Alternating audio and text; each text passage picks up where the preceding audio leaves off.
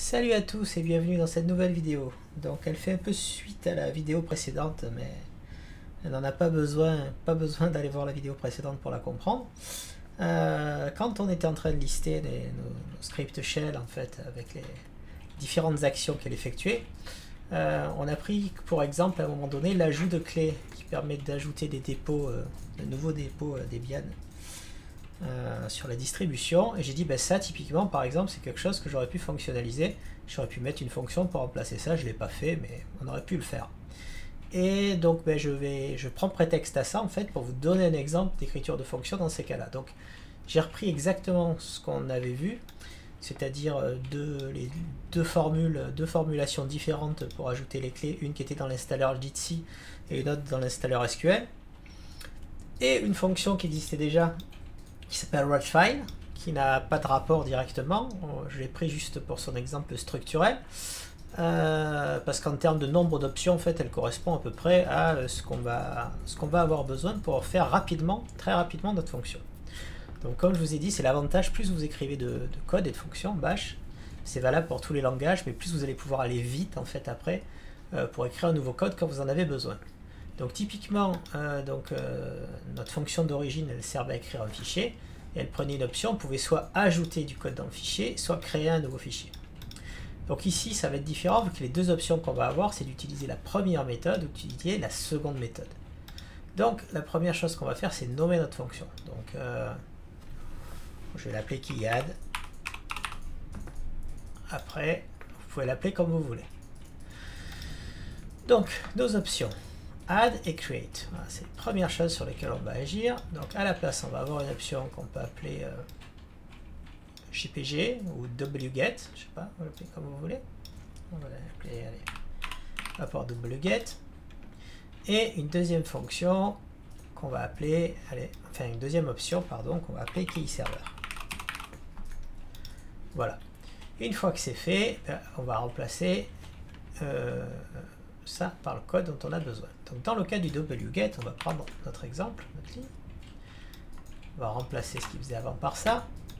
Et on va dire maintenant, le but c'est quoi? C'est de trouver la variable, trouver les variables. Donc ici c'est pas compliqué, on n'en a qu'une. Elle est là, c'est notre URL.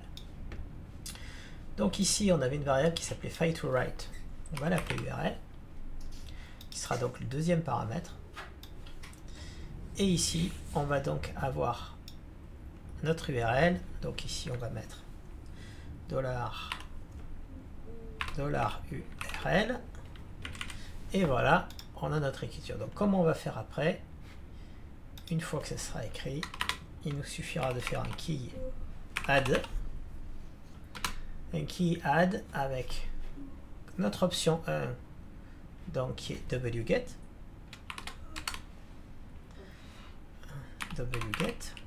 et notre option 2 qui est l'URL en question.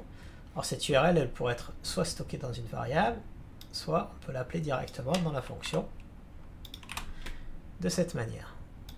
Et c'est tout. Donc maintenant, je peux le supprimer. J'aurais aussi pu déterminer ça, par exemple, et mettre une variable qui s'appelle, je sais pas comment, URL1 peut-être, hop,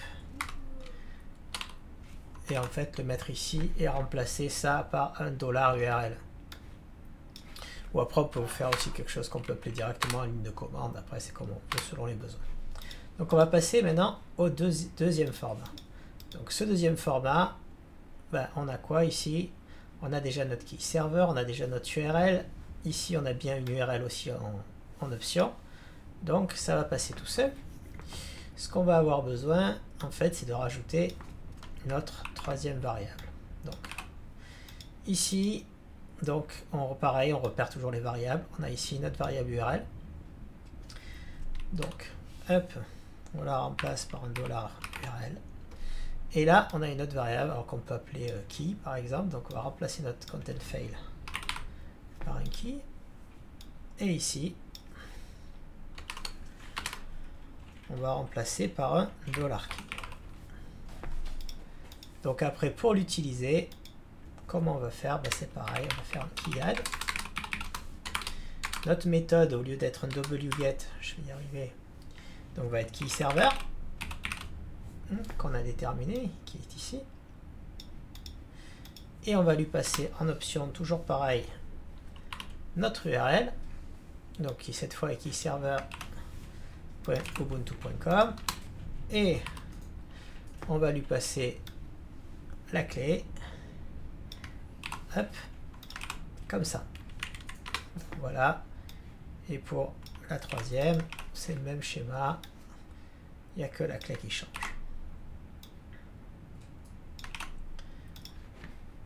Et donc cette fonction qui add, si on la rajoute par exemple dans un autre fichier dédié où il y a toutes nos fonctions, etc., on va pouvoir la réutiliser autant qu'on veut dans nos autres scripts et applications pour ajouter des clés comme on veut. Donc vous voyez, écrire une fonction, c'est quelque chose de relativement simple. Alors là, c'est vrai que l'exemple était simple aussi, mais que tout le monde peut faire, et puis qui va vous aider parce que plus vous allez en écrire, vous voyez, je suis parti d'une fonction existante qui n'avait aucun rapport, qui servait à créer des fichiers, et là on a une fonction en fait qui à la place nous permet d'ajouter des clés.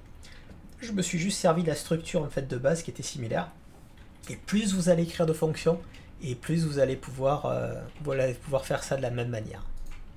Voilà, j'espère que cette petite vidéo vous a plu. Puis je vous dis, n'hésitez pas à commenter, à m'envoyer vos messages si vous avez des questions, si vous souhaitez que je traite d'autres sujets, ce sera avec plaisir.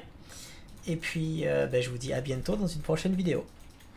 Alors oui, j'ai oublié, c'est peut-être plus sympa de tester si ça fonctionne. Donc, je me suis mis sur un petit serveur sur lequel j'ai rajouté, donc vous pouvez constater que c'est le même code. Donc que j'ai simplement uploadé. Donc on va faire le test et on va l'appeler. Voilà. Et ça ne marche pas. Alors pourquoi? Qu'est-ce qu'on a oublié? Simplement on a oublié qu'il y a un package qui est nécessaire pour cette installation. Alors on en a cependant pas besoin dans la fonction. Vu qu'on le gère déjà en fait dans notre gestionnaire de package nécessaire à l'installation au démarrage, mais on aurait aussi pu l'intégrer. Donc voilà, bon, c'est fait. Maintenant on lance le key install, et là cette fois, voilà, cette fois ça fonctionne.